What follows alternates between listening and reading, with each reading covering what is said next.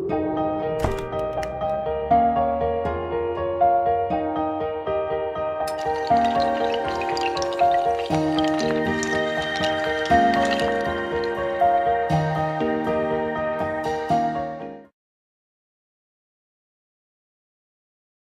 va prendre nos Bibles dans 2 Samuel. 2 Samuel au chapitre 6.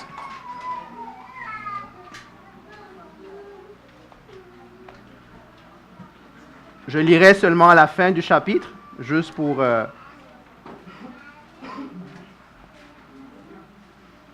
2 Samuel chapitre 6. Je lirai les versets 12 à la fin, 12 à 23. Donc, s'il y en a qui ont besoin d'une Bible, juste levez la main, on vous apportera une Bible. 2 Samuel,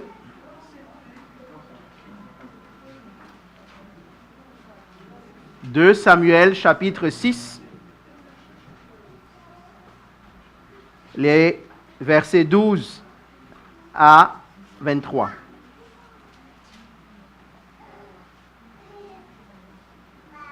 Donc, je lis d'une seconde 21. 2 Samuel, chapitre 6, versets 12 à 23. On vint dire au roi David, l'Éternel a béni la famille d'Obed-Édom et tout ce qui lui appartient à cause de l'arche de Dieu. David se mit alors en route et il fit monter l'arche de Dieu depuis la maison d'Obed-Édom jusqu'à la ville de David, au milieu des réjouissances. Quand ceux qui portaient l'arche de l'Éternel eurent fait 6 pas, on sacrifia un bœuf et un veau gras. David dansait de toute sa force devant l'Éternel et il était habillé d'un éphod en lin. David et toute la communauté d'Israël firent monter l'arche de l'Éternel avec des cris de joie et au son des trompettes. Michal, fille de Saül, regardait par la fenêtre lorsque l'arche de l'Éternel entra dans la ville de David. Et en voyant le roi David sauter et danser devant l'Éternel, elle éprouva du mépris pour lui dans son cœur. Une fois qu'on eut amené l'arche de l'Éternel, on l'a mis à sa place au milieu de la tente que David avait dressée pour elle. Et David offrit des holocaustes et des sacrifices de communion devant l'Éternel. Quand il eut fini d'offrir les holocaustes et les sacrifices de communion, David bénit le peuple au nom de l'Éternel, le Maître de l'univers. Puis il distribua à tout le peuple, à toute la foule d'Israël, hommes et femmes, confondus, un pain, une portion de viande et un gâteau au raisin. Et tout le peuple repartit chacun chez soi. David retourna chez lui pour bénir sa famille, et Michal, fille de Saül, sortit à sa rencontre. Elle dit, « Quel honneur aujourd'hui pour le roi d'Israël! Il s'est dénudé aux yeux des servantes et de ses serviteurs, comme le ferait un homme sans valeur. » David répondit à Michal, « C'est devant l'Éternel qui m'a choisi de préférence à ton père et à toute sa famille, pour m'établir comme chef sur son peuple, sur Israël. C'est devant l'Éternel que j'ai dansé. Je veux paraître encore plus petit que cela et m'abaisser à mes propres yeux. Toutefois, je serai honoré auprès des servantes dont tu parles. » Michal, fille de Saül, n'eut pas d'enfant jusqu'au jour de sa mort. Amen. Seigneur, bénis ta parole et glorifie ton nom, Seigneur. Je prie, Seigneur, que tu nous aides à conclure encore cette étude, Seigneur, que nous avons faite sur ce texte, Père éternel, qui nous bénit, Seigneur, et que nos vies encore soient changées, Seigneur, par ta parole. Sois béni, Seigneur, sois glorifié. Dans le nom de Jésus, Amen. Donc, on arrive à la fin du voyage, l'arche arrive, et on a vu plusieurs choses tout au long de cette étude-là. Je sais qu'on le fait des fois, donc je vais le refaire pour une dernière fois. Qui se rappelle ce qu'on a couvert? Donc, la semaine dernière, on a dit quoi? Au service de Dieu, les titres n'ont pas... Reste là... On a commencé, ceux qui n'étaient pas là, on peut être utilisé par Dieu et ne pas être intéressé par lui. C'est vrai ça. Il y en a qui veulent seulement que Dieu les utilise, mais Dieu ne les intéresse pas. Ça arrive. On a vu qu'un leader en Christ ou en Dieu n'est pas un dictateur. Amen. On a parlé de servir Dieu selon ses règles et non les nôtres ou celles du monde. Je peux vous dire, je rappelle en passant, hein, nous devons apprendre à aimer la parole. Hein. C'est ça le guide. Je sais que nous sommes charismatiques, on aime avoir les rêves, on aime dire que Dieu nous a parlé, mais il faut qu'il te parle selon ce qui est écrit dans sa parole. Sinon, ça ne vient pas de Dieu. Dieu est capable de s'occuper de ses affaires, il n'a pas besoin de notre aide. On doit être un peu humble. Des fois, on pense que c'est nous qui aidons Dieu. Mais Dieu n'a pas besoin de notre aide. Donc, si on marche avec lui, si on le sert et on pense qu'on est là pour l'aider, dites-vous que c'est vous qui êtes dans le tort. Dieu n'a pas besoin. D'ailleurs, on dit souvent, personne n'est irremplaçable. Personne n'est indispensable. La seule personne qui soit indispensable, c'est qui? C'est Dieu lui-même. Le reste, ça change. Prochain qu'on a vu, au numéro 5, on a parlé de... Il faut se rappeler que c'est un Dieu de grâce et de bénédiction. On aime ça, hein? Dieu me bénit, Dieu m'aime, Dieu va me délivrer, Dieu va me guérir. Mais Dieu aussi est un Dieu de jugement. Le même Dieu est aussi un Dieu de jugement. Et il y aura un temps où il y aura un jugement. Donc faisons attention au type d'évangile que nous vivons ou que nous prêchons. En 6, on l'avait vu, il faut savoir apprendre de ses erreurs. Il faut savoir apprendre de ses erreurs. Être enseignable. Moi, je vous dis, si vous n'êtes pas enseignable, ça ne sert à rien. En passant, même celui qui vous enseigne est aussi imparfait. Hein? Peut-être je vais rouvrir cette page-là. Hein? Vous savez, des fois, on confond la rébellion avec... quand quelqu'un vient te faire des remarques sur ce qui se passe, tu dis, mais toi, regarde-toi. La question n'était pas de savoir est-ce que lui, il était parfait. C'est est-ce que toi, tu reçois ce qu'on te dit. Et souvent, nous aimons aller voir, nous aimons rejeter. Quand le Seigneur amène un frère ou une sœur, je ne parle pas seulement des pasteurs, même la personne qui vient te rappeler, fais attention à ça, on est tout de suite sur quoi? Ah non, on n'est pas sur on est sur l'offensive. Parce que la meilleure défense, c'est l'attaque. Dès qu'il commence à dire un mot, toi, tu as déjà dit 4, tu l'as mis KO, tu vas lui dire, tu n'as rien à me dire, toi, occupe-toi de ta vie. Ça ne change rien. La Bible dit que même une pierre peut me dire que ça ne va pas. Il y a un âne qui a parlé à un prophète. Amen. Ça ne change pas que l'âne était têtu, hein? Mais il a quand même parlé au nom de l'Éternel. Amen. Prochain point qu'on a vu, c'est ce que notre frère Wilfried a dit. Au service de Dieu, les titres que nous avons devant les hommes importent peu. Nous aimons les titres, des fois, les hommes. Et malheureusement, même dans l'Église, des fois, on aime les titres. On aime se faire habiller par nos titres. On a plein de titres. Il y en a qui ont les 7 titres ou les 12 titres qui sont dans la Bible. Ça ne change rien. David était un roi et il s'est levé pour danser. Amen. C'est ce qu'on a chanté tout à l'heure, ce qu'on a lu. David dit que moi je danse devant l'Éternel, peu m'importe mon titre, peu m'importe ceux qui sont autour de moi. Et des fois, nous sommes coincés dans nos titres.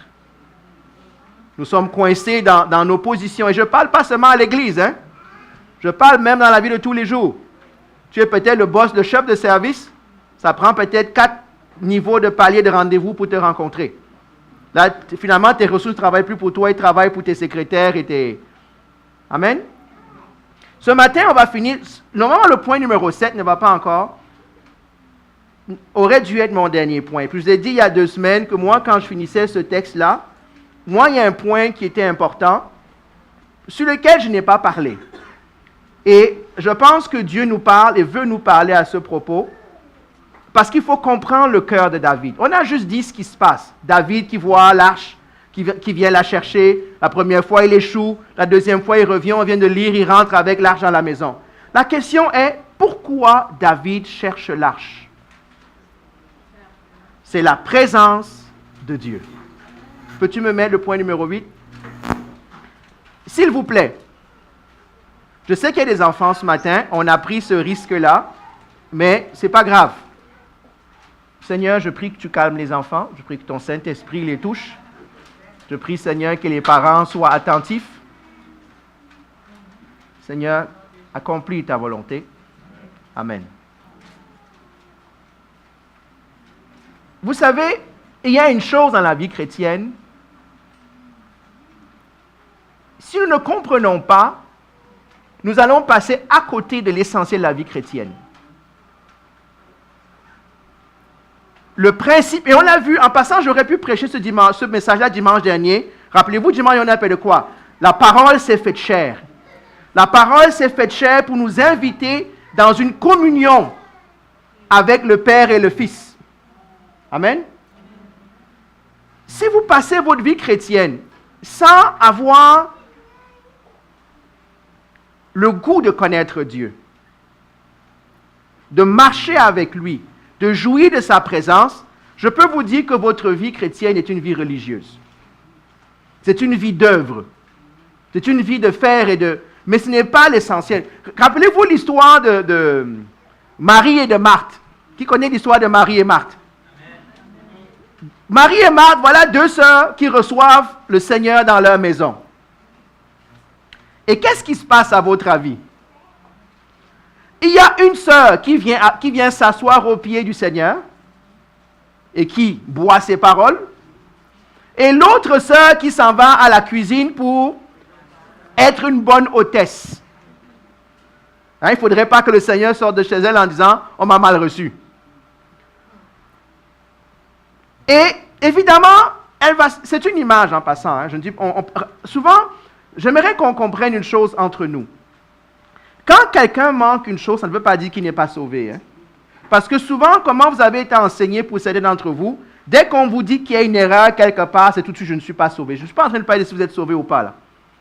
Je parle de c'est quoi la quête dans votre cœur. Moi, je sais que Marthe était sauvée, puisqu'elle comprend l'Évangile, elle annonce bien que Jésus est Seigneur, que Jésus va ressusciter les morts. Elle comprend tout ça, et elle vit pour ça. Sauf qu'elle passe à côté de l'essentiel. Parce que lorsqu'elle va se plaindre à Jésus, qu'est-ce qu'elle va dire? Jésus, dis donc à ma soeur de faire quoi? De venir chanter à la chorale avec moi. Dis-lui de venir nettoyer l'église. Dis-lui de venir prêcher. Dis-lui de faire tout ce qui est bon. Mais Jésus ne dit pas que ce n'est pas bon. Qu'est-ce qu'il dit? Laisse-la tranquille. Elle a choisi la meilleure part. La meilleure part dans la vie en Christ, c'est la présence et la communion avec Dieu. Mais laissez-moi vous dire une chose. Vous ne pourrez jamais être dans la communion avec Dieu et rester un chrétien oisif et paresseux. Je vais leur dire, si vous pensez que Marie ou Marthe a choisi la cuisine, c'était tout le monde voit, waouh, c'est une bonne fille, elle sait recevoir, elle est mariable. L'autre qui ne sait pas se tenir, ne sait pas recevoir, elle, on va encore l'envoyer. Non, quand tu marches avec Dieu et quand tu restes dans la communion avec Dieu, je peux te dire une chose, tu ne peux pas rester assis. Amen. Et même quand tu travailles différemment. Donc, je ne veux pas que nous passions au-delà de... Parce que le fond de cette histoire, c'est quoi? C'est le cœur de David. David sait une chose. Regardez ce qu'on a lu tout à l'heure dans le psaume 27 que j'ai fait lire. Je demande à l'Éternel quoi? Une seule chose. C'est quoi la chose que je te demande? Stop. Vous avez lu la parole, je sais.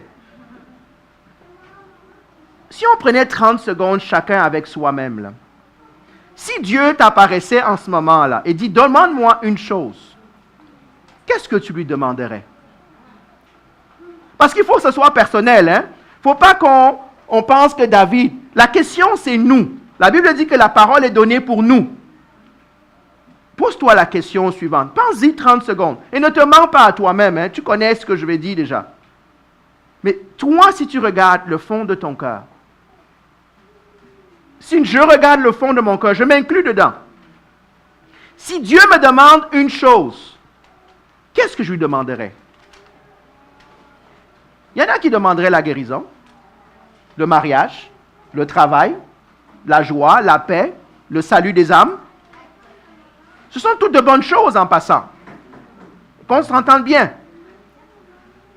Mais David dit, moi je demande une chose que je désire plus que tout autre. C'est quoi? Il ne dit pas la présence, parce que ça n'existe pas le contexte de présence dans l'Ancien Testament. Il dit quoi? Habiter dans ta maison toute ma vie. Afin de faire quoi? De contempler ta beauté, ta magnificence, de t'admirer, de t'adorer. Est-ce que vous êtes déjà mis devant un tableau que vous admirez, vous n'arrivez pas à voir le temps passer tellement le tableau vous absorbe? Oui? Ça vous est déjà arrivé? Moi, je me rappelle quand j'étais plus jeune, j'avais mon oncle qui travaillait à une ville côtière à Limbé. Et moi, ce que j'aimais voir le plus, c'était le coucher du soleil sur l'océan. J'allais m'asseoir au bord de la plage, plein de pétrole. C'était pas ça le point. Ça ne me dérangeait pas. Et je m'asseyais sur un tronc et voir le soleil qui se couche à l'horizon. Je pouvais... Hein?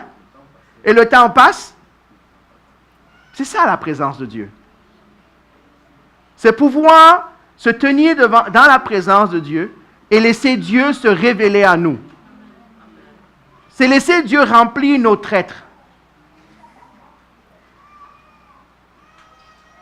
Je sais que peut-être pour certains parmi nous, je parle un langage étrange, même si vous êtes chrétien. C'est un langage étrange. Peut-être parce qu'on ne vous a jamais dit ça. Mais la réalité, c'est ceci. J'aimerais qu'on revienne. Qui peut me prendre le psaume 27 encore? Je suis en train d'arriver, je suis même pas en train de prêcher mon message, j'ai mes notes, mais ce n'est pas grave. Le psaume 27, je pense, autour des versets 17. Je vais le prendre moi-même pour ne pas me tromper.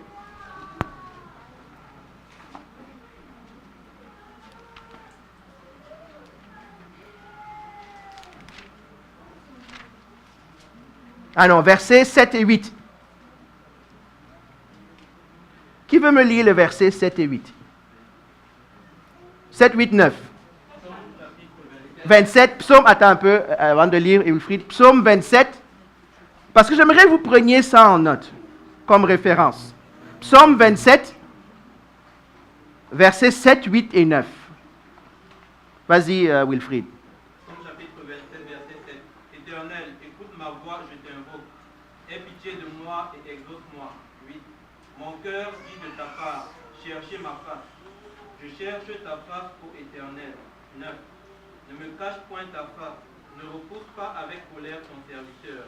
Tu es mon secours. Ne me laisse pas, ne m'abandonne pas, Dieu de mon salut. Amen. Vous savez comment on répond à la question « Qu'est-ce que je demanderais à l'Éternel s'il me demandait une chose ?» Vous savez comment on répond à cette question-là? Quand tu pries, qu'est-ce que tu demandes plus souvent? Parce que tu connais ta vie de prière, hein? Quand tu pries, j'espère que tu pries, hein? Quand il t'arrive de prier, quel est le sujet qui revient souvent? Toi, tu sais, hein? Ben voilà ce que tu es en train de demander plus que toute chose à Dieu. Parce que si tu veux quelque chose vraiment, tu vas passer le temps à faire quoi? À demander, à rechercher cette chose. Donc, examinons nos vies de prière.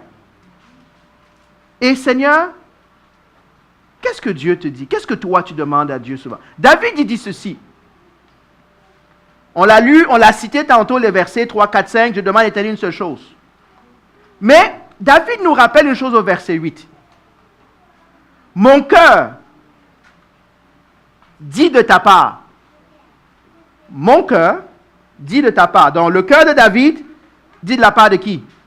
De Dieu. Recherchez ma face. Il y a une voix dans ton cœur. Il y a un appel. Quand tu es enfant de Dieu, il y a un appel dans ta vie, dans ton esprit, qui va dire ça. Cherche-moi. C'est souvent une toute petite voix qu'on met de côté. Parce que, ah non, mais moi j'avais prévu ceci. Ah non, c'est le moment de dormir. Ah non, ça, j'ai pas le temps. Ah, ça, j'ai beaucoup de devoirs. Ah, ça, j'ai beaucoup... Mais c'est comme cette voix-là, de temps en temps, des fois ça vient et ça te... Est-ce que je parle à quelqu'un ici?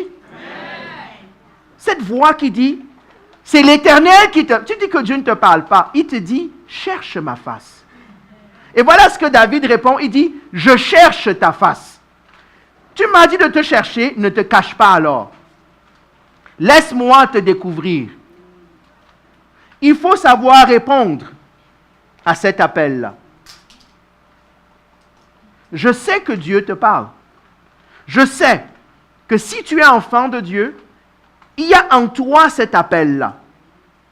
Aussi faible soit cette voix-là, elle est là.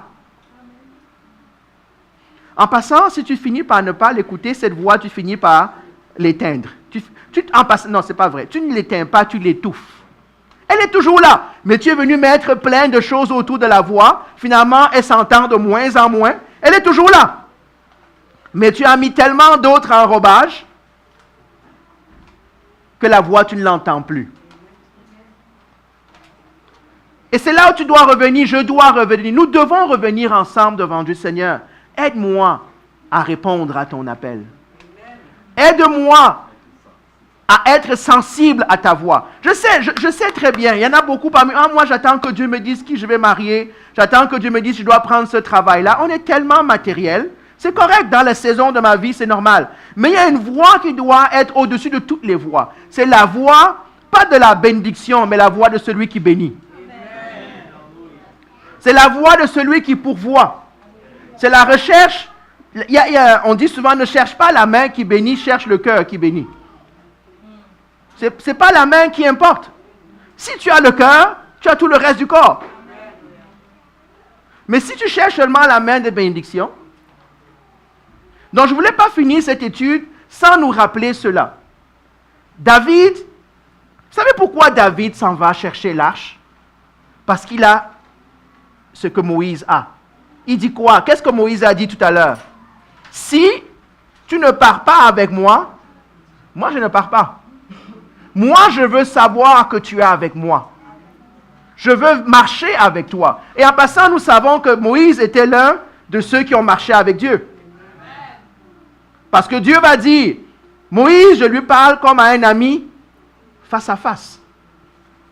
Ah, je sais, vous allez me dire, oui, pasteur José, ça c'est encore l'ancien, c'est juste des hommes spéciaux qui ont un appel, une grâce spéciale. C'est pas vrai. C'est pas vrai. Cet appel-là est vrai pour nous tous. Vous savez, ce qui va séparer le religieux du chrétien sincère et véritable, vous savez, c'est quoi? C'est la réponse à cet appel-là. C'est la réponse à cette voix-là. Parce que quand tu commences à chercher Dieu, ce n'est plus une question de dénomination. Hein? Ce n'est plus une question de position dans l'Église. Ce n'est plus une question de couleur de peau. Ce n'est plus une question de... Non, c'est juste Dieu et moi. C'est recevoir de Dieu. Quel est le plus gros cadeau, le plus grand cadeau que vous pouvez offrir à Dieu? C'est vous-même. Vous êtes d'accord? La plus grande chose que nous pouvons offrir à Dieu, c'est nous-mêmes. Ce n'est pas notre temps, ce n'est pas notre argent, ce n'est pas notre don, ce n'est pas notre voix, c'est nous-mêmes. Romains 12 dit, offrez vos corps comme un sacrifice vivant et agréable à Dieu. Vous savez c'est quoi la plus grande bénédiction de Dieu? Vous savez c'est quoi? C'est lui-même.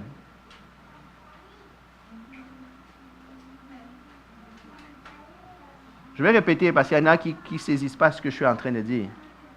La plus grande bénédiction que Dieu peut donner à un homme, c'est la relation avec lui.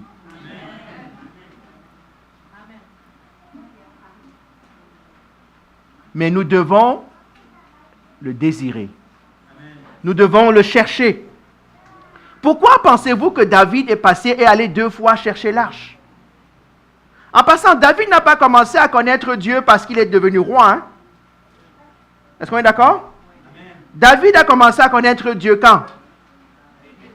Quand il était berger, in the wilderness, comme dit la Bible, dans le désert, avec les animaux. C'est là où il a connu Dieu. C'est là où il a connu Dieu. C'est comme si, pour moi, la présence de Dieu, ou ce point-là, vient résumer tous les autres points qu'on a vus jusqu'à présent. On a commencé par quoi? Vouloir servir Dieu, mais pas être utilisé par Dieu, mais pas être intéressé par lui. C'est l'antipode de ce qu'on est en train de dire. C'est l'antipode de ce qu'on est en train de dire. Le chant qu'on a chanté, ta présence, c'est le ciel pour moi. C'est la réalité. Il faut que ce soit une réalité dans nos vies. En passant, moi, si j'ai un seul désir, en tant que pasteur de l'Assemblée, c'est que nous soyons sur cette quête-là ensemble. Je répète, hein? Je n'ai pas d'autres désirs. Je n'ai pas d'autres ambitions que qu'être ensemble avec des frères et des sœurs à aller chercher cette présence de Dieu-là. Pas parce qu'on est super spirituel, hein? Pas parce qu'on est meilleur que d'autres. Parce que c'est ce que Dieu attend de nous. Ça, quand on dit de venir aux réunions de prière, quand on vient le dimanche matin, on vient seulement chercher. Moi, je voudrais arriver le dimanche matin et ensemble, la présence de Dieu nous remplit. En passant, elle ne nous remplira pas ensemble si c'est seulement 3-4 personnes parce que la louange a bien chanté, parce que le pasteur a bien prêché. Ce n'est pas vrai, hein? La présence de Dieu viendra quand plusieurs parmi nous vont commencer à avoir ce désir dans leur cœur. Ne vont pas se réveiller à 8h25 ou à 9h25 pour arriver ici à 9h45 à la course. Non. Quand tu es levé chez toi le matin, écoutez-moi, hein, ne vous levez pas. Je sais qu'on a dit 9h30, ça vous dérange certains. Hein? Je sais ça. Parce que vous voulez une longue grasse matinée. Non. La présence de Dieu se cherche tôt le matin. Hein? La présence de Dieu se cherche tôt le matin. Et l'ennemi se combat tard la nuit. OK? Imaginons, rêvons ensemble. Hein? J'aimerais qu'on rêve ensemble. Rêvons ensemble que le dimanche matin, personne n'arrive à la course.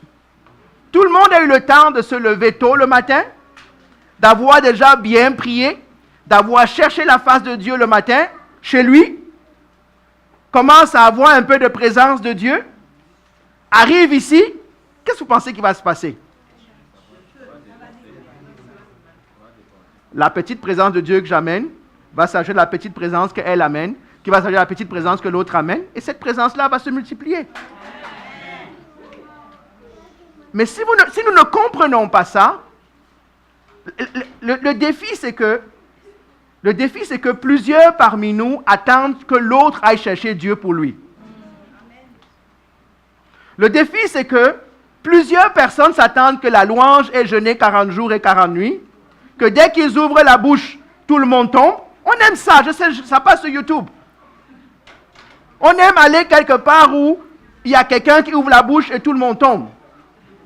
On aime ça. Il y en a, c'est bien, hein?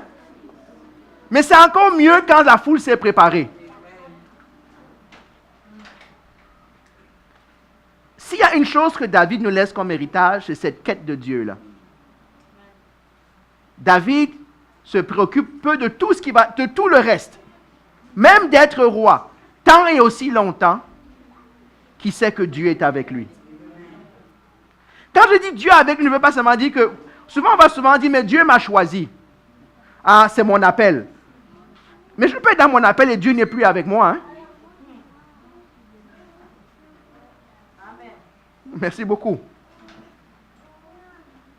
Donc, souvent, nous finissons par servir le ministère et l'appel et non pas servir Dieu lui-même, le Dieu de l'appel.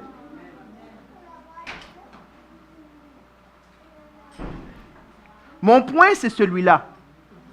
Conclure ce message, pour moi, je ne pouvais pas conclure ce message-là sans parler de ce point-là. Parce que si nous ne saisissons pas ça derrière, nous ne comprenons pas la motivation de David. Vous savez, dans ce texte-là, il y a deux personnages. Hein? Il y a encore qui? Il y a Michal et il y a David. Michal représente quoi? La religiosité. Michal dit, je ne comprends pas. Pourquoi est-ce que tout le monde saute et danse à côté d'une statue, d'un bijou, d'une table qui a été forgée? Qu'est-ce que ça amène? N'importe comment, il n'a jamais connu ça. Son père ne s'est jamais occupé de l'arche. On l'a vu déjà en introduction. Pour elle, je ne comprends pas que David, le roi, se trémousse comme n'importe qui.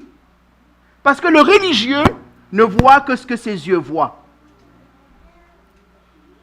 Le religieux ne voit que le monde naturel.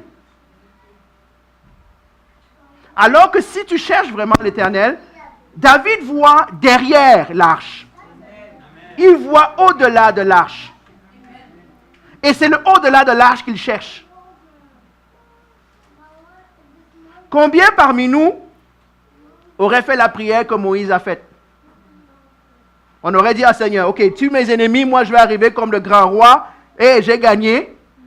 Quand je prêche, il y a 15 000 qui viennent au salut. Quand je chante, le ciel s'ouvre. C'est comme ça qu'on pense. Hein? On dit, Seigneur, fais-moi paraître grand. Fais-moi paraître beau. Fais-moi paraître ayant atteint mon objectif. Mais Dieu n'est pas là-dedans. Pourquoi? Parce que nous n'avons pas la quête de Dieu en nous.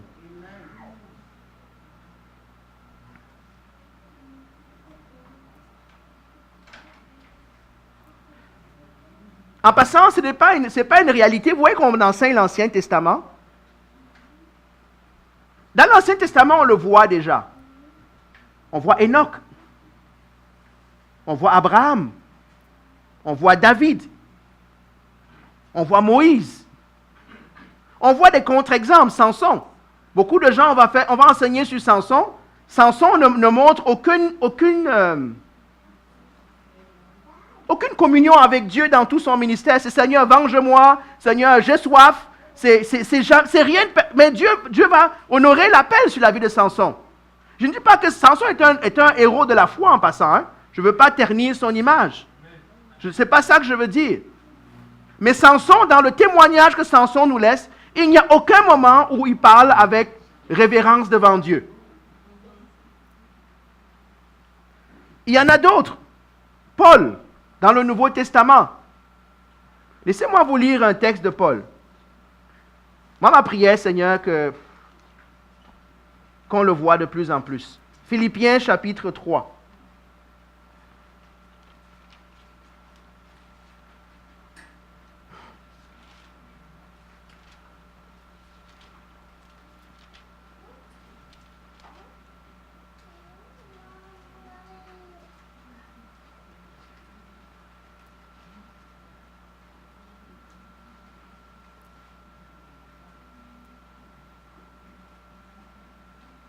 Je vous invite à méditer ce texte-là, il est tellement magnifique. Philippiens 3, le verset 7 à 11. Mais surtout 7, 8 et 9. Je vais m'arrêter à 9.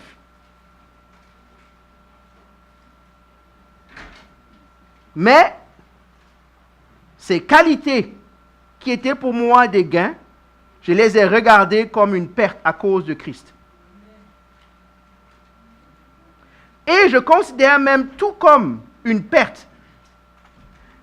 Je ne sais pas, moi je souligne dans ma Bible. J'espère que vous avez le courage de souligner dans votre Bible. Moi, c'est un texte qui est souligné. J'avais l'occasion de souligner ça 15 fois. Je le soulignerai chaque fois que je lis ce passage-là.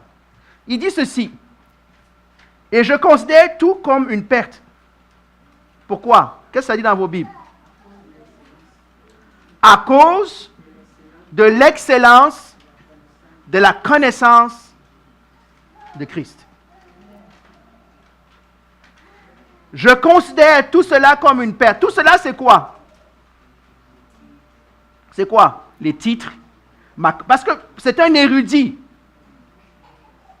Quel que soit, on a chanté tout à l'heure, c'était quoi encore le premier verset du chant?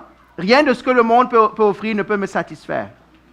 On le chante, hein? Mais est-ce que c'est vrai, vraiment? Est-ce que c'est vraiment vrai que c'est vraiment le désir de nos cœurs? Il y en a parmi nous, si je mène certaines choses devant vous, là, Dieu va disparaître tout à coup de vos pensées. Moi, le premier. Non, qu'on se dise la vérité, là. C'est un beau chant. Mais il devrait être un miroir pour nous. En chantant ce chant-là, est-ce que c'est vraiment vrai, Seigneur, ce que je suis en train de chanter? Est-ce que c'est vraiment vrai qu'il n'y a rien dans ce monde qui peut me satisfaire? Comme toi. C'est une question, hein? En passant, ça ne se répond pas en un jour, hein? Ça ne se répond pas. Ça prend toute une vie pour y répondre. Vous savez, quand on est jeune chrétien, on dirait, oui, je suis prêt à abandonner mon travail, je m'en vais faire ceci, tu as 18 ans, tu t'en vas, tu abandonnes tout. Ça, c'est juste la bêtise, d'une certaine manière. Parce que 2 ans plus tard, il y a d'autres défis dans la vie. Il y a les besoins de se marier, les besoins d'enfants, les besoins de ceci, il y a le travail, comment je mange. Je ne dis pas que ce n'est pas, qu'on n'appelle pas à 18 ans. Mais il faut entendre cette voix-là. Il faut entendre cette voix-là. Paul dit ceci. Je considère, si c'est votre Bible, s'il vous plaît, soulignez ce texte-là. Je considère même tout comme une perte à cause. Moi, dans ma traduction, Dans celle qu'on a lue tout à l'heure, la Louis II dit « à cause de l'excellence de la connaissance de Christ », n'est-ce pas? Dans ma traduction, ça dit « à cause du bien suprême qu'est la connaissance de Jésus-Christ mon Seigneur ». À cause de lui, je me suis laissé dépouiller de tout. Et je considère tout cela comme des ordures. Afin de gagner Christ. Ici, il ne parle pas de gagner son salut. Hein. Il dit afin de pouvoir être vraiment dans cette présence-là sans réserve et d'être trouvé en lui, non avec ma justice. Ce que je suis en train de nous dire, ou ce que la parole de Dieu nous dit ce matin, c'est accessible, les amis. Mais ça part d'une seule chose, le désir de nos cœurs. Et ça, personne ne peut changer le désir de ton cœur. On peut prêcher comme on veut, on peut venir tordre ton bras comme on veut. C'est toi qui maîtrises ton cœur.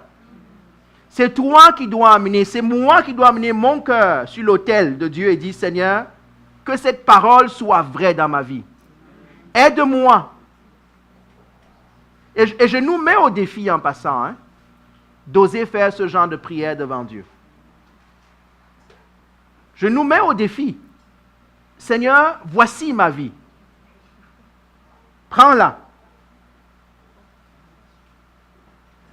Cette communion, la présence de Dieu est source de vie. Elle est source de joie, de renouvellement, de force, de croissance.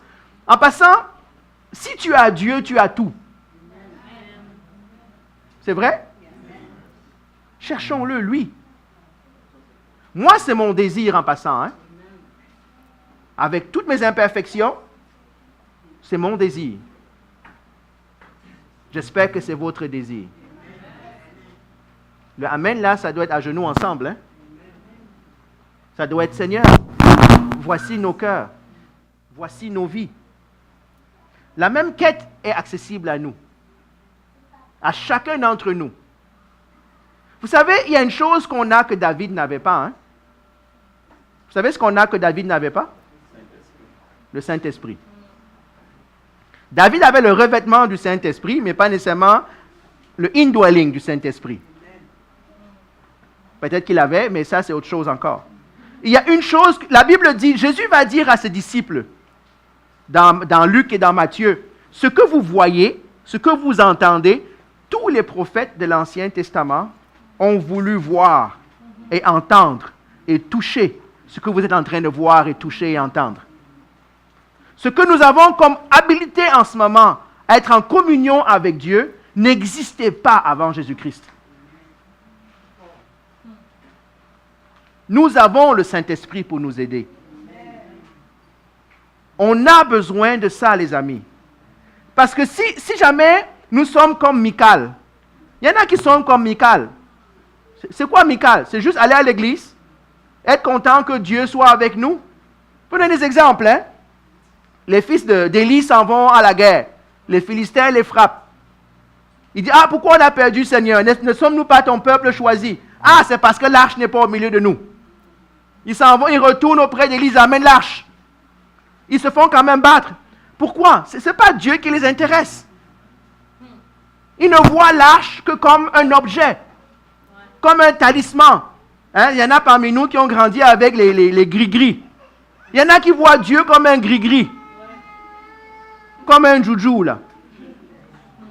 Ils s'en vont chercher Dieu. Avant, ils étaient chez le marabout. Maintenant, ils s'en vont chez un plus grand marabout qui s'appelle Jésus. Non. Est-ce que ce n'est pas vrai? Non, mais il faut qu'on se dise la vérité, là.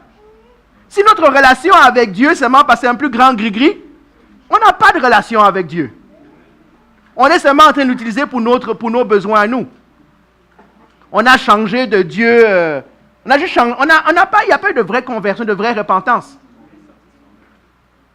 On est comme dans l'Ancien Testament. Quand un peuple se faisait battre par un autre peuple, ils adoptaient leur Dieu. Parce qu'ils disaient quoi? Que si mon Dieu n'était pas capable de me défendre contre eux, donc leur Dieu doit être plus fort que le mien, donc je m'en vais à servir leur Dieu. C'est comme ça que les gens font. Mais il y en a qui sont encore dans la foi aujourd'hui, comme s'ils sont en train de visiter des marabouts. Jésus est un marabout pour eux. C'est un gris-gris. Tant on lui a dit que c'est plus fort. Parce qu'il y a un pasteur, il y a un chrétien qui a terrassé 2 sorciers au village. Tout le monde dit, voilà, ça c'est le nouveau marabout qu'on doit aller chercher. Non, Il y en a qui voient l'arche comme cela. Michal, elle voit l'arche comme étant un artefact. Comme étant, c'est pas grave. Regardez ce qui arrive à celui qui voit l'arche comme si c'était rien du tout. Elle est stérile. Hein? Elle est stérile. La vie de celui qui n'a pas Dieu est stérile. Il n'y a pas de vie. Parce que l'auteur de la vie, c'est Dieu lui-même. Si tu veux que ta vie change, si tu veux que ta vie fleurisse, la Bible dit, Jésus a dit dans Jean 15 quoi? Vous êtes des branches et je suis le sarment. Si tu veux la vie de Dieu en toi, il faut que tu sois connecté à l'arbre de la vie. Si tu n'es pas connecté à l'arbre de la vie, il n'y a pas de sève. Hein? Il n'y a pas de sève. Il y a une autre vie dans ta branche, mais ce n'est pas la vie de Dieu. Et ça va dans l'amour de Dieu, dans la présence, dans la recherche de Dieu. On est tellement doctrinal entre nous. Hein? On est trop éduqués, je pense, des fois. On connaît trop de choses, mais on ne sait rien. Parce que les choses de la vie chrétienne de base, on est tout le temps en train de chercher des doctorats en théologie, on est en train de chercher je ne dis pas ça de manière méprisante, hein, qu'on s'entende bien, je ne parle pas des études, je parle entre nous. On aime toujours les grandes discussions, les grands débats, les titres, les ceci.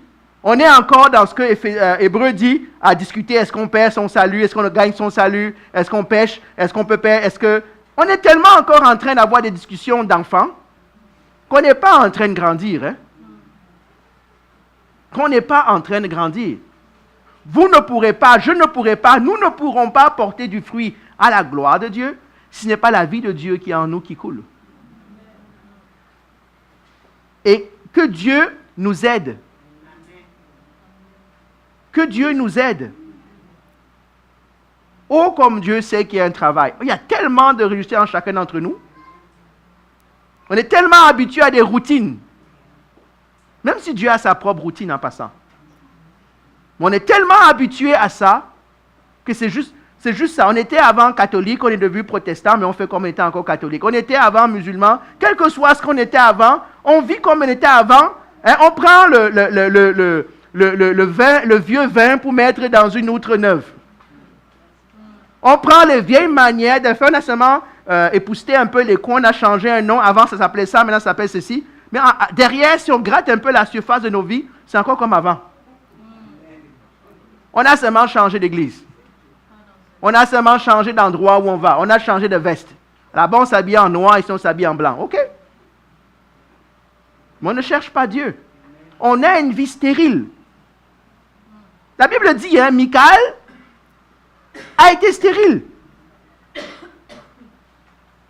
C'est une image en passant. Hein. En passant, des fois, un homme ou une femme peut être stérile parce qu'elles sont rebelles contre Dieu. Ce n'est pas les médicaments des hommes qui vont amener l'enfant, là. Ça prend des fois la repentance de choses qu'on a faites ou que nos ancêtres ont fait pour pouvoir ouvrir, bénir les fruits des entrailles. Ça, c'est un autre sujet encore. Arrêtez d'accuser les marabouts tout le temps et les sorciers du village qui ne veulent pas, là. Des fois, c'est vous-même, c'est nous-mêmes qui avons... C'est Michal qui amène cette malédiction sur sa vie, ce n'est pas quelqu'un d'autre. Pas quelqu'un d'autre. On finit cette année avec cela, mes amis. Qu'est-ce qu'on désire? Moi, je trouve que c'est une belle manière de finir 2018, commencer une nouvelle année. Là. Qu'est-ce que je veux vraiment pour la nouvelle année?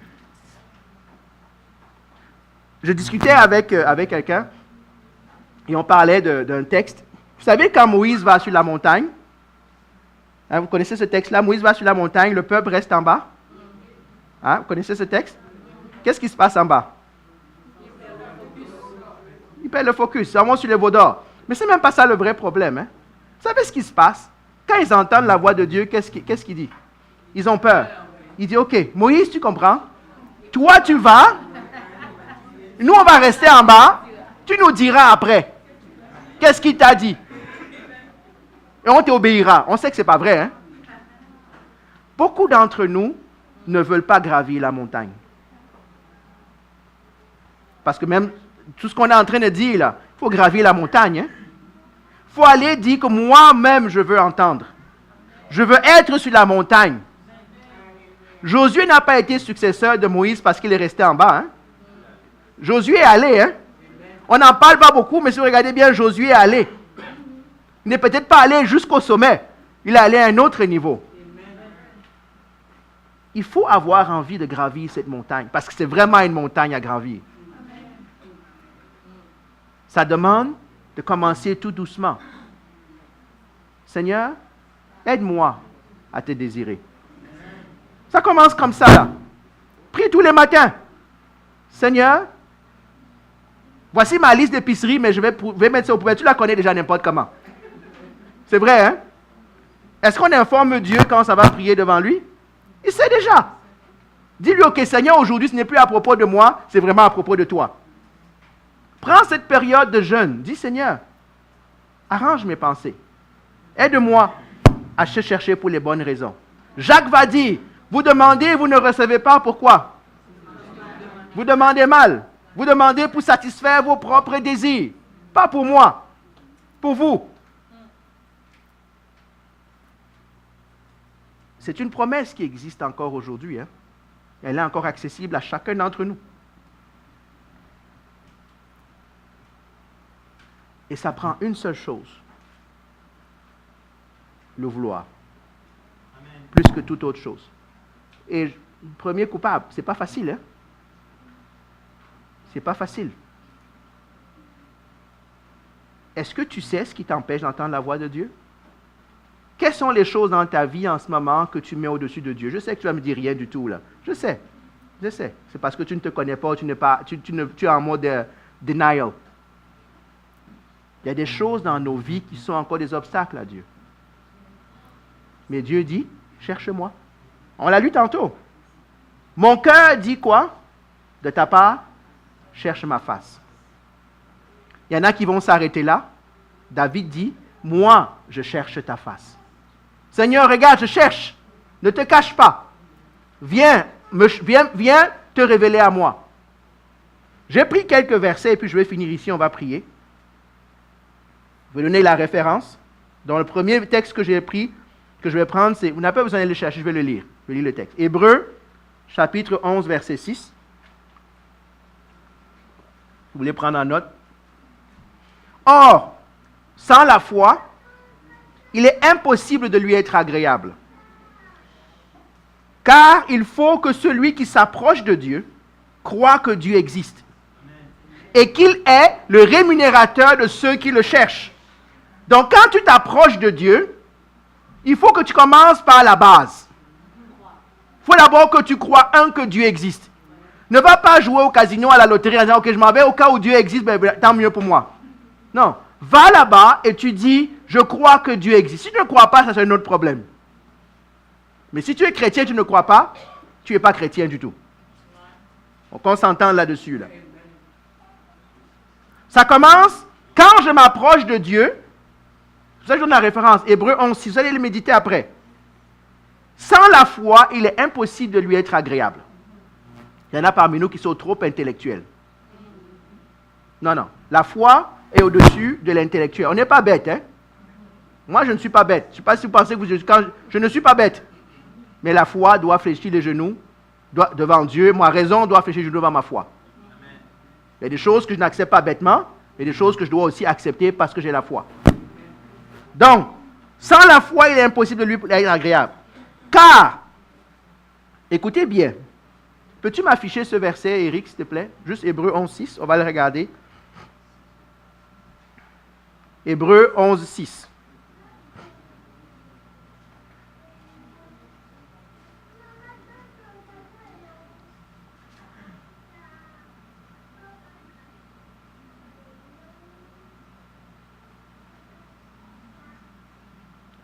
Sans la foi, il est impossible de lui être agréable. D'accord? Écoutez maintenant. Non, 11, 6. Pas 16. Car, écoutez ce que ça dit. Il faut que celui qui fasse quoi? Ah, ok, on va s'arrêter sur le mot s'approcher. Il faut commencer à s'approcher de Dieu. Il faut aller Pas seulement rester au pied de la montagne. Le pasteur a dit, la Bible a dit que Dieu existe. Ok, Dieu, je t'aime, hein? Non, non. Il faut s'approcher. Je ne parle pas du salut. Beaucoup de gens pensent que je ne parle pas du salut. Je parle de la communion avec Dieu, de s'approcher de Dieu. De réduire la distance de révélation de connaissance, parce que vous êtes sur la même distance de Dieu. Mais il faut s'approcher. S'approcher présuppose un acte volontaire de ma part pour faire un pas vers l'avant. Celui qui s'approche de Dieu doit commencer à croire que Dieu existe. D'accord? Et 2, qu'il récompense. Ça veut dire quoi qu'il récompense? Il y a des conséquences positives à ceux qui le cherchent. On est d'accord? Donc, il faut s'approcher de Dieu. On ne dit pas il faut croire en Dieu seulement. On dit il faut s'approcher. Que Dieu nous aide à nous approcher de Dieu. Qu'il nous aide. Il y en a des qui commencent à prier et s'endorment. C'est vrai? Il faut prier contre ça. Il faut prier. L'ennemi ne veut pas que tu pries. Bon, arrête de manger beaucoup aussi avant de prier. OK? Là, ce n'est pas l'ennemi. Ça, c'est ton ventre. C'est ton ventre qui est en train de travailler et qui te fatigue. Mais il y a l'ennemi aussi qui vient t'aider là-dedans. Des fois, tu dois prier. Moi, je me rappelle de mes premiers jours pentecôtistes. On dit, tu chasses les démons de sommeil. OK. Croyez ou pas, ça c'est une autre chose. Mais la Bible dit que tout ce qui est un nom, fléchit genou devant Jésus-Christ. Dans le sommeil, tu fléchis genou devant Jésus-Christ. Moi, je veux prier. Moi, je vous dis, la Bible, c'est tout simple. Hein? Si ça a un nom, ça fléchit le genou devant Christ. Est-ce que sommeil a un nom? Je vais parler comme un Ivoirien maintenant, là. Hein? Hein? Comme il n'y a pas d'article chez les Ivoiriens. Est-ce que sommeil a un nom? Sommeil a un nom. Il s'appelle comment? Il s'appelle sommeil. Tu dis sommeil, fléchis genou devant Jésus-Christ. Va-t'en. C'est mon temps avec Dieu maintenant. Amen. Deuxième texte que je vais lire. Promesse, Proverbe 8, 17.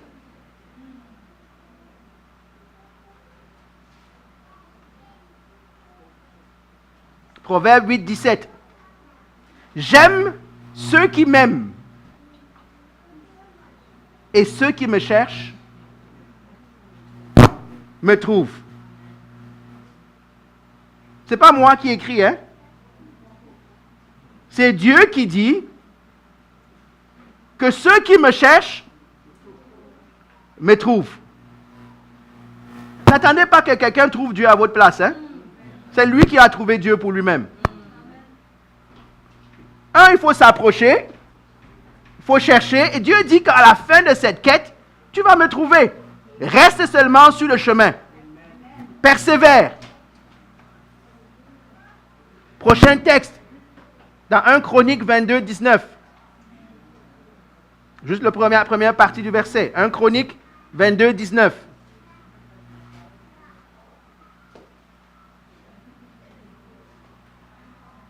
Un Chronique 22, 19.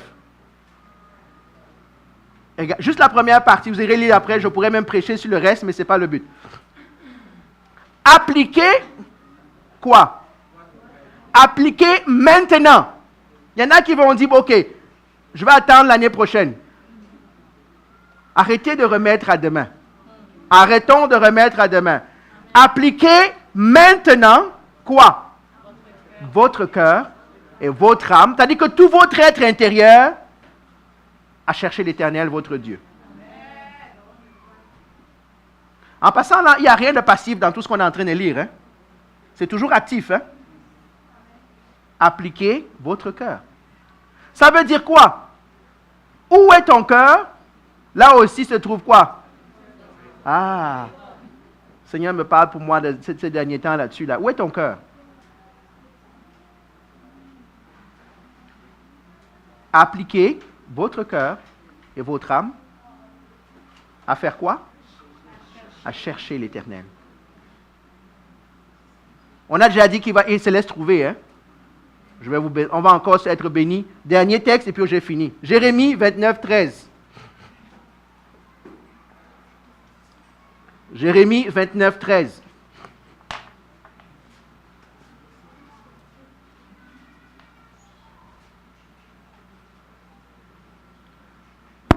Qu'est-ce que ça dit? Maintenant que c'est affiché, est-ce que quelqu'un veut lire? Avec force, conviction et foi. Qu'est-ce que ça dit? Vas-y, Marie. Vous me chercherez et vous me trouverez parce que vous me chercherez. OK. C'est affirmatif, hein? Il n'est pas en train de dire si, peut-être, maybe, là. Il dit quoi?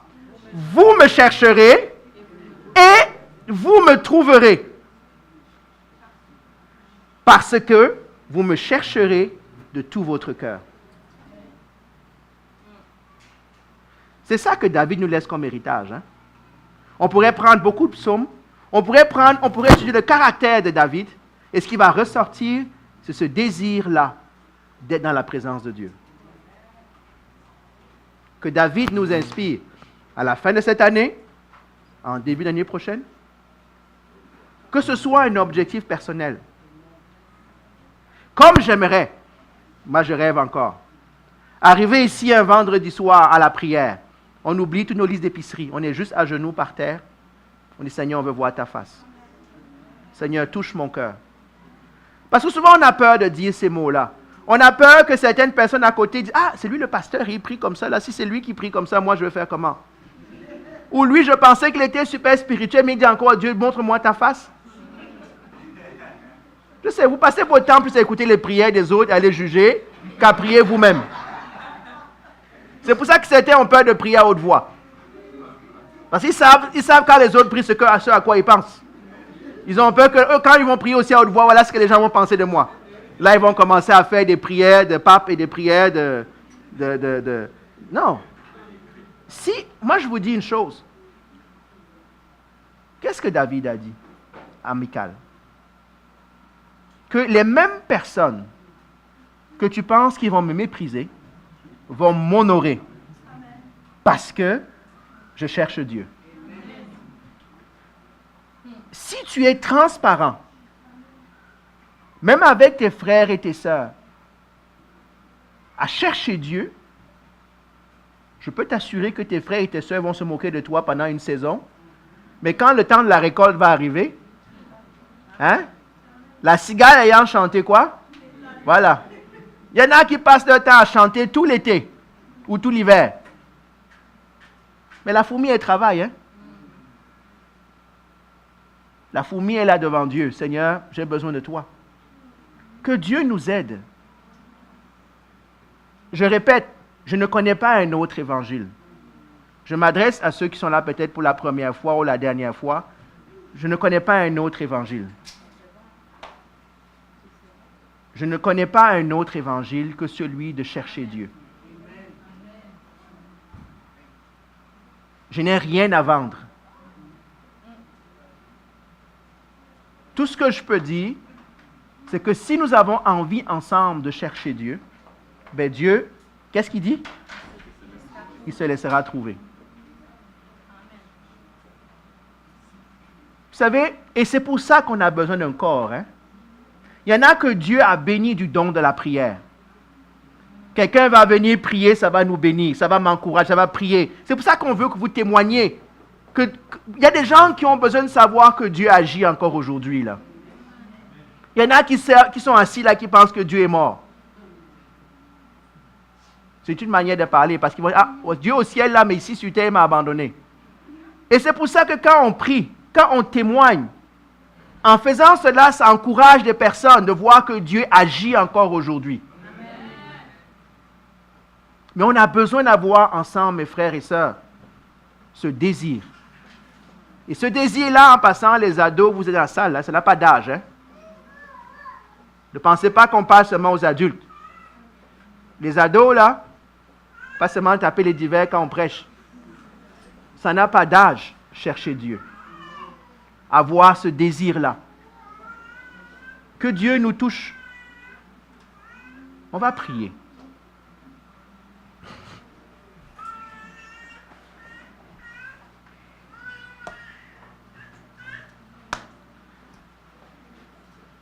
Seigneur, nous nous tenons devant toi ce matin.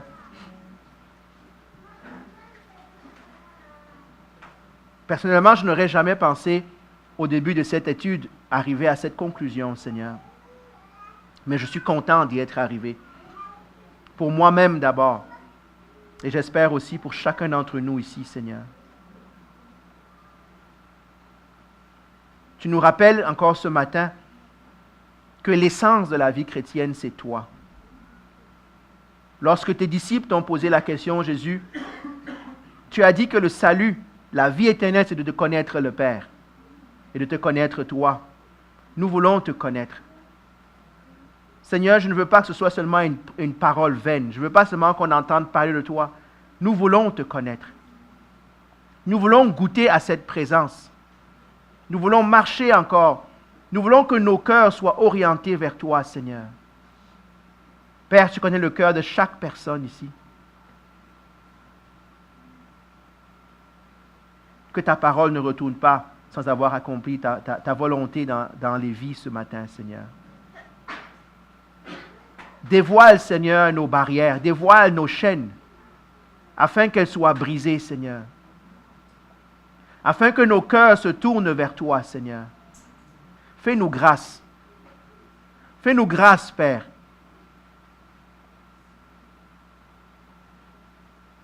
Donne-nous ce cœur de David, Seigneur. Ce cœur de Paul, Seigneur, comme on a lu tout à l'heure. Donne-nous le courage de nous approcher de toi.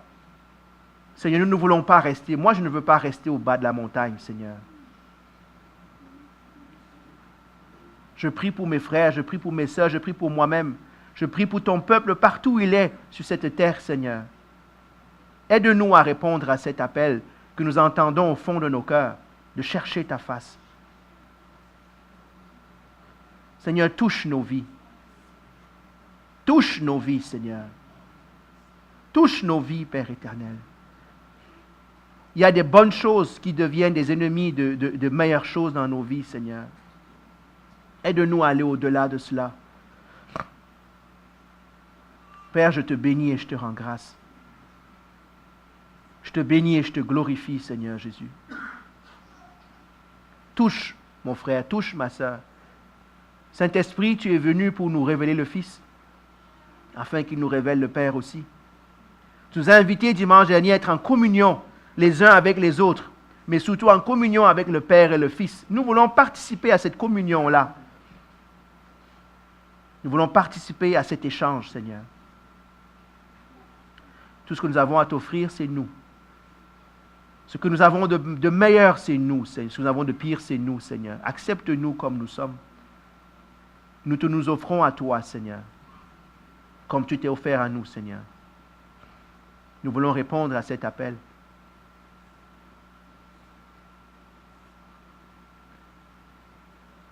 Père, lève au milieu de nous cette faim et cette soif qui commence à la maison, dans le secret de nos chambres, et qui se propage quand on est ensemble, Seigneur du puissant, à venir ensemble chercher ta face. Oh Dieu, comme nous avons besoin de chercher ta face, nous encourager les uns les autres, Seigneur. Seigneur, je veux prendre ces paroles que nous avons lues ce matin comme une promesse pour 2019. Tu as dit, vous me chercherez et vous me trouverez, parce que vous me chercherez de tout votre cœur. C'est ça la clé, Seigneur. Aide-moi à te chercher de tout mon cœur. Aide mon frère, aide ma sœur à te chercher de tout son cœur, Seigneur. Que tout ce qui est distraction dans nos vies, Seigneur, soit brisé, soit orienté vers toi. Que notre attention, notre intérêt, notre trésor soit en toi, Seigneur. Que tu sois les délices de notre cœur. Père, je te bénis et je te rends grâce. Merci, Seigneur Jésus. Nous nous tenons devant toi. Accomplis ton œuvre, Seigneur. Nous voulons briser les œuvres de l'ennemi, les œuvres du malin. Nous voulons renverser tous ces trônes, toutes ces forteresses, toutes ces barrières, toutes ces chaînes. Nous voulons les briser, Seigneur. Nous voulons considérer tout comme une perte à cause de l'excellence de la connaissance de Christ. Que cette parole devienne vraie, devienne réma dans nos vies, Seigneur Jésus. Sois béni et sois glorifié, Père. Amen. Amen. Amen. Seigneur vous bénisse. On va se voir demain.